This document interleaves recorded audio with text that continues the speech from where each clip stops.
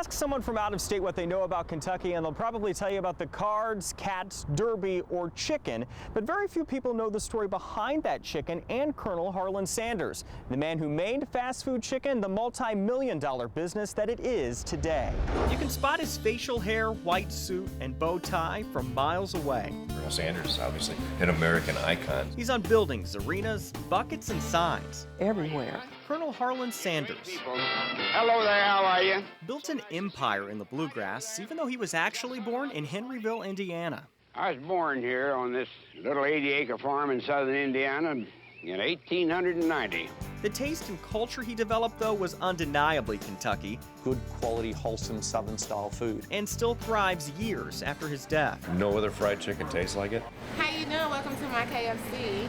Today, fast food giant Kentucky Fried Chicken has new slogans, fancy-looking restaurants, and new test stores trying a healthier foods approach. But all of this came pretty close to never happening. You've got to go back to the mid-1900s to find out why. That's when the Colonel was looking to make some money with the chicken he loved to cook. Then he created the 11 herbs and spices. But he just loved anything that was new, innovative, and he could put it to work. And especially in those early days, it was valuable to him. He got started selling it at this Corbin, Kentucky gas station. And decided we'd try to sell some food to some people that were stopping with us. People liked his chicken enough to allow the chicken man, as they called him then, to set up shop in an actual restaurant, Sanders Cafe. Business was good for a little while. The interstate coming by, so that took all his business.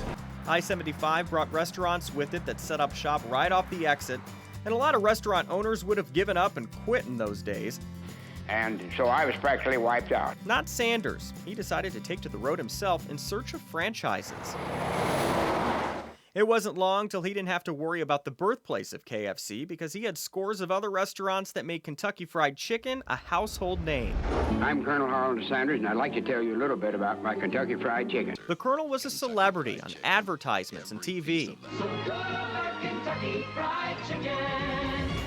Sanders Cafe. It's really where it all began. It became a museum in addition to the first restaurant, showcasing the kitchen the Colonel used to make his chicken. A lot of this is original. Then other KFC stores opened around the globe. Ist das noch Fast Food? KFC. KFC is in 120-odd countries in the world today. Everyone credits that to the man behind the original recipe. He was just so ordinary, and yet he was exceptional. And also a perfectionist. If he didn't like your gravy, he'd just take it and he'd throw it down on the floor, you know, and then you clean up the mess. It's more of his mild-mannered approach that KFC higher-ups still use to this day here at Yum Brands in Louisville. Each of these menu items are tested time and time again here at the KFC World Headquarters to make sure they're ready long before making it to an actual drive-thru. There are also concept stores like KFC 11 that allow the company to try new things like rice bowls, flatbreads, and salads without straying too far away from the KFC standard. And ultimately, it's to make sure that the big brand gets the best products as quickly as it can possibly get them. That big brand has in no doubt played at least a small role in the success of other chicken chains like Chick-fil-A, Lee's, Popeyes, and Church's.